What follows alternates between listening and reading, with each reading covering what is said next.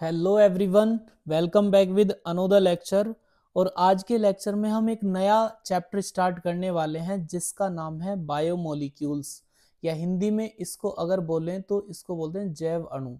अब देखो, इस चैप्टर को हम शुरू से बिल्कुल स्टार्ट कर रहे हैं, तो आप एक काम कीजिए, एक नोटबुक और पेन साथ में लेकर बैठिए, जिससे कि आप उसको नोट करते रहें और नोट्स भी बन जाएगा जो पेपर में काफ़ी हेल्प भी करेगा। ठीक है, तो कहानी को आगे लेकर चलते हैं। बायोमोलिक्यूल्स होते क्या हैं भाई? अगर हम कहें ना बायोमोलिक्यूल्स, तो ये जीवन की बुनियाद है। बायोमोलिक्यूल्स जीवन की बुनियाद। अब इनको बुनियाद क्यों कह रहे हैं? सरल भाषा में कह रहे हैं जीवन की बुनियाद। इनको इसलिए कह रहे हैं, चाहे हमारे पास में कोई भी ऑर्गेनिज्म है, कोई भी ऑर्गेनिज्म है, चाहे बैक्टीरिया से लेकर मनुष्य तक, ह्यूमन तक, बैक्टीरिया से लेकर कोई भी इंसान वगैरह कुछ भी है, अगर वो जीवित है तो उसका मुख्य कारण, जो मेन रीजन है उसका, वो यही है, बायोमोलिक्यूल्स।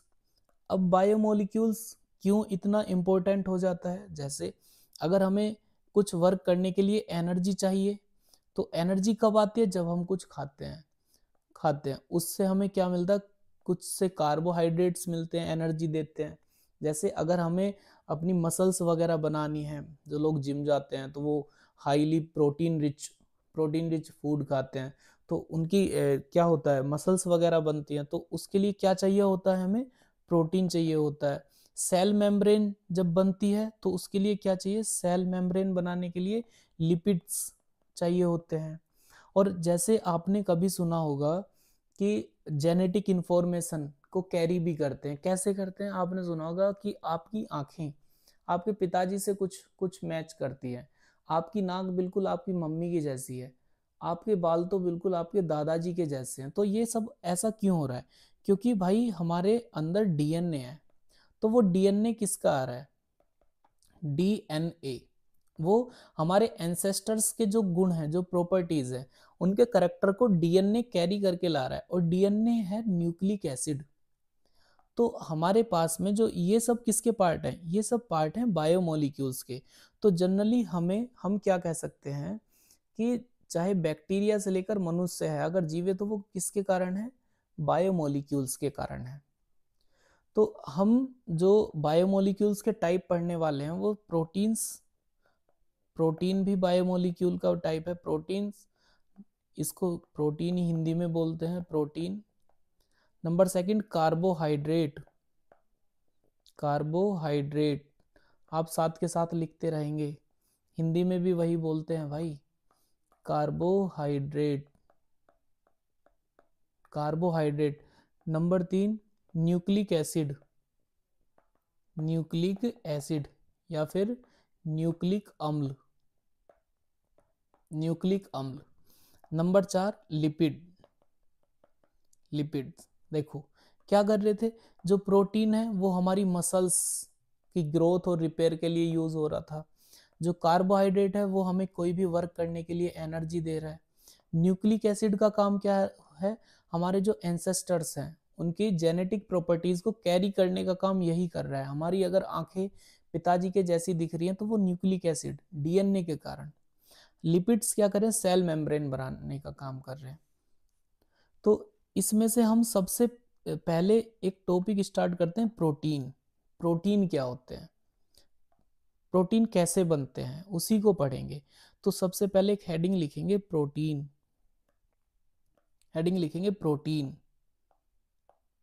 प्रोटीन क्या होते हैं?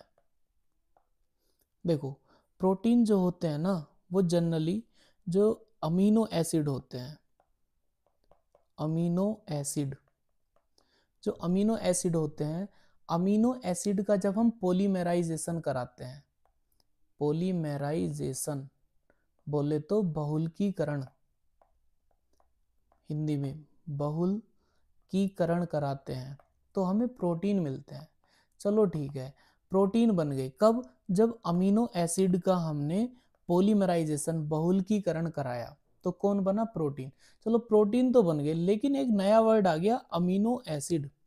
ये पहले अमीनो एसिड की ही कहानी को समझ लेते हैं। ये अमीनो एसिड क्या होते हैं, प्रोटीन तो बाद में बनाते रहेंगे, पहले अमीनो एसिड के बारे में समझते हैं कि अमीनो एसिड क्या होते हैं। ठीक, तो हेडिंग लिखेंगे सबसे पहले अमीनो एसिड। अमीनो एसिड, देखो पहली बात तो ये कि भाई नाम से ही क्लियर है बिल्कुल, इसमें क्या क्या वर्ड आ रहे हैं, एक तो अमीनो और दूसरा क्या, एसिड। तो इसका मतलब ये हुआ भाई जिसमें अमीनो मतलब जिसमें NH2 ग्रुप और COOH मतलब एसिड, एसिड कौन सा, कार्बोक्सिलिक एसिड।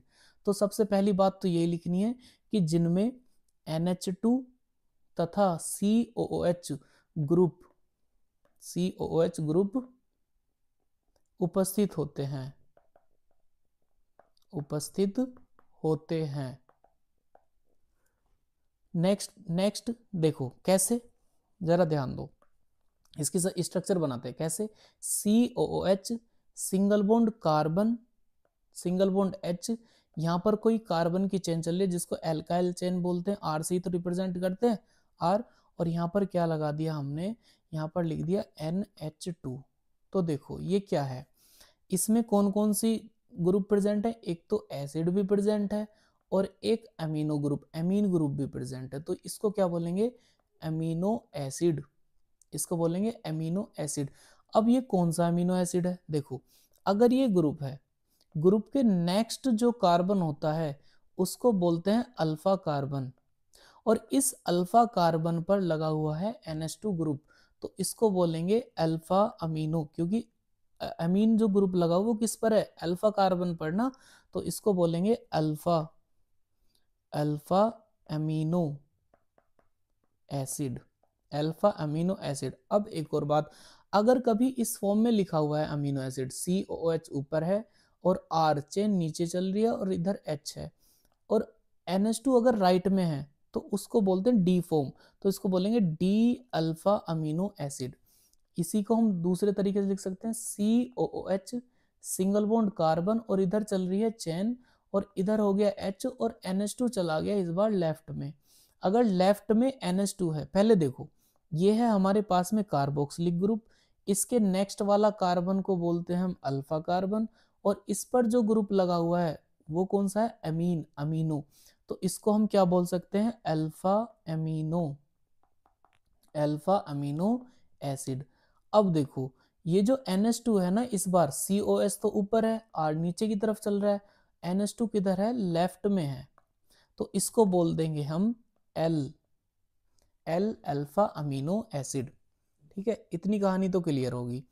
अब देख लेते हैं अल्फा अमीनो एसिड जो NH2 ग्रुप है ये कौन से कार्बन पर लगा हो, उसी के बेसिस पर देख लेते हैं अमीनो एसिड कौन कौन से होते हैं। जैसे मैंने कहा एग्जाम्पल की बात करते हैं, जैसे COOH single bond CH2 single bond NH2। देखो ये कौन है भाई, ये तो मुझे पता चल गया कि इसमें एसिड भी है और अमीनो ग्रुप भी लगा हुआ है, तो ये अमीनो एसिड तो है, लेकिन कौन सा, ये है ग्रुप, ग्रुप से नेक्स्ट वाले कार्बन को बोलते हैं अल्फा कार्बन, और इससे जो ये ग्रुप लगा हुआ है इसको बोलते हैं अमीनो ग्रुप। तो ये कौन सा हो गया भाई, इसको बोलेंगे अल्फा, अल्फा पर अमीनो है ना, तो इसको बोलेंगे alpha amino acid, alpha amino acid. जैसे नेक्स्ट बात करें, नेक्स्ट बात करते हैं, ये है हमारे पास में group COH single bond CH2 single bond CH2 single bond NH2। तो देखो ये कौन सा कार्बन है, ये तो है हमारे पास में ग्रुप, ग्रुप के नेक्स्ट वाले कार्बन को बोलते हैं अल्फा, उससे नेक्स्ट वाले को बोलते हैं बीटा, तो ये वाला हो गया बीटा। अब NH2 ग्रुप जो लगा है वो बीटा कार्बन पर लगा है, तो इसको बोलेंगे beta amino, beta amino acid. जैसे और देखते हैं, और क्या भाई, यहाँ पर जैसे COOH single bond CH2 single bond CH2 single bond CH2 single bond NH2। तो ध्यान से देखें, ये है हमारे पास में ग्रुप, इससे जो नेक्स्ट वाला कार्बन वो अल्फा, उससे नेक्स्ट वाला बीटा, और उससे नेक्स्ट को बोलते हैं गामा, और उससे नेक्स्ट होगा तो उसको बोलेंगे डेल्टा। तो अभी देखो ये जो NH2 ग्रुप है ना, ये गामा पर लगा हुआ है, गामा पर, ये कौन सा है, ये है हमारे पास में अल्फा, बीटा और ये है गामा। तो इस बार NH2 जो अमीनो ग्रुप लगा हुआ वो गामा पोजीशन पर लगा है, तो इसको हम बोल सकते हैं एमिनो गामा एमिनो एसिड। तो हमने इस NH2 की पोजीशन के रेस्पेक्ट में अमीनो एसिड के टाइप तो पढ़ लिए कि कौन कौन सा अल्फा हो गया, बीटा हो गया और गामा हो गया। तो ये जो प्रोटीन जो होते हैं ना, ये जो हमारे पास में प्रोटीन बन रहे हैं, ये प्रोटीन बनते कैसे हैं? ये प्रोटीन बनते हैं अल्फा अमीनो एसिड के द्वारा। जब अल्फा अमीनो एसिड का पॉलीमराइजेशन बहुलकीकरण कराते हैं तब बनाते हैं प्रोटीन। तो अभी अमीनो एसिड के टाइप और भी हैं, aromatic, non aromatic, basic, acidic, neutral. तो उनको हम पढ़ेंगे नेक्स्ट लेक्चर में अगर आप चाहेंगे तो। आपको ये लेक्चर सही लगा है तो आप इसको एक बार कमेंट में ज़रूर बताइएगा। और इस सीरीज़ के इस चैप्टर के अगर आपको और भी लेक्चर चाहिए तो कमेंट में लिख दीजिएगा, तो मैं और भी लेक्चर आपको प्रोवाइड करा दूंगा अगर आपको समझ आया हो तब। वरना समझ नहीं आ रहा और लेक्चर मैं अपलोड कर दूं तो उसका कोई मतलब नहीं है ना। तो जब आपको समझ आए तो आप मुझे कमेंट में बता दीजिएगा, मैं और लेक्चर अपलोड कर दूंगा। ठीक है, आई होप आपको समझ आया होगा। Thank you, bye bye, take care.